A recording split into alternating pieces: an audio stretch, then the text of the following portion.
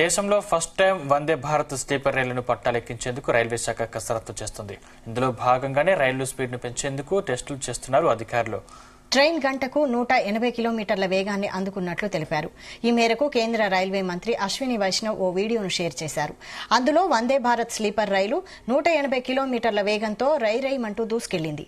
అంత వేగంలోనూ రైల్లో సీటు దగ్గర ఉన్న గ్లాసులో చుక్క నీరు కూడా కింద పడకపోవడం విశేషం. ప్రస్తుతం ఇందుకు సంబంధించిన వీడియో వైరల్ గా మారింది.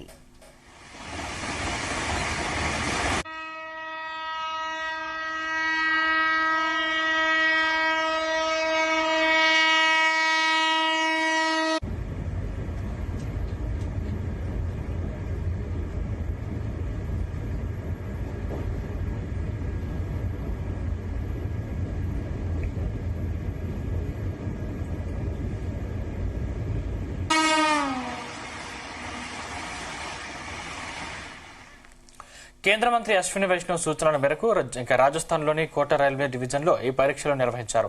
తొలుత జనవరి 1న రైలును 130 కిలోమీటర్ల వేగంతో నడిపారు.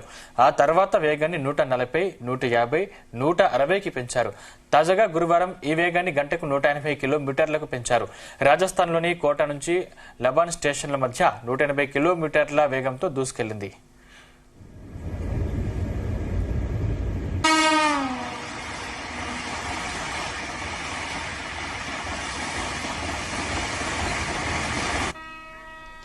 ఆ టైంలో సాధారణ ప్రయాణికులను సమం చేసేంత బరువును రైల్లో ఉంచారు. విభిన్నమైన ట్రాక్ పరిస్థితుల్లో దీన్ని పరీక్షించారు.